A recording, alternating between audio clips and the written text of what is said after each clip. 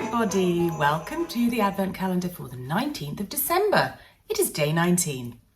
Oh, I reversed that, it was exciting. Hope you're all doing well. We are coming up to the very last few days of Christmas, which is problematic because I still haven't got any presents. I know some of you are going to be sitting there getting very stressed on my behalf, but it's fine. I live in a family of people, all of whom have completely failed to tell me what they want, so it's their own problem. I am hoping to make some stuff, still. Really hope it arrives today. I've ordered fabric, but if it doesn't come today, I'm not really sure whether it's going to get made.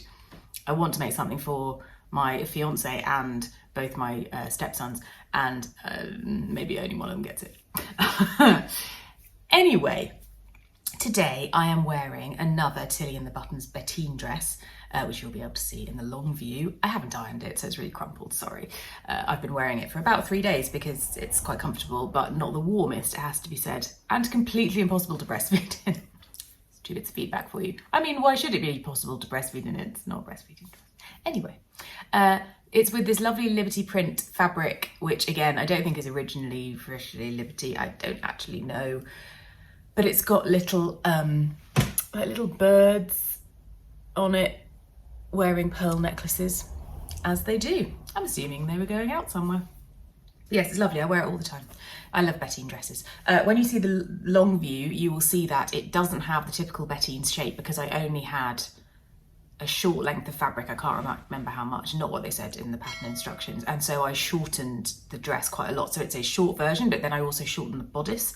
And normally the bodice has a sort of blouson effect where it sort of folds over the elasticated waistline so that you can't really see it. Whereas this one just is a bit sort of just goes straight up and down. So it doesn't have the sort of aesthetic that a lovely Bettine dress, if you know, that a Bettine dress usually has. So if you're looking at it and going, well, that doesn't look like a Bettine, that is why.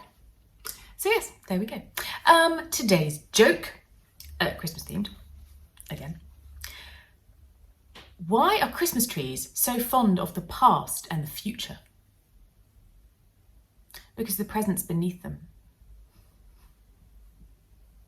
There we are, joke for the day. Thanks for all your Advent tips. I think I have enough now. I need to go through the list. It's on my list of stuff to do today and see. But please keep them coming because if I've got loads left, then I might try and do some more of these after sort of the Christmas holidays are over. I'm also considering whether I take some of the tips that have been in the Advent calendar and kind of put them into tip videos where there's 4 or 5 in a video, but you don't get the kind of Advent run up so that people who haven't caught this still get the tips because it sounds like lots of you have found them really helpful. So if that would be a good idea, then let me know. If you have a better idea of how I could use them, then tell me that too. So today's tip is coming up. I hope you find it useful and enjoy it. And I will see you tomorrow for day 20, second day-ade. See what I did there? Of the Advent calendar for the last 5 days. Bye-bye. Today's tip was submitted by Alicia Cope. I hope I'm pronouncing your name right.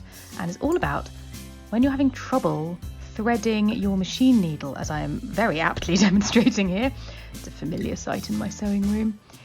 She says that if you apply a little bit of moisture to the back of your machine needle, i.e. spit on your finger and rub it up and down the back of your needle, something happens with either magic or electrons or physics, which means that you can thread your needle a lot more easily. I tried it. I don't know whether it was complete fluke, but it seemed to help. So I'm sharing it with you in case there is something in this mythical system. Anyway, there you are. Thanks, Alicia. Great magic tip.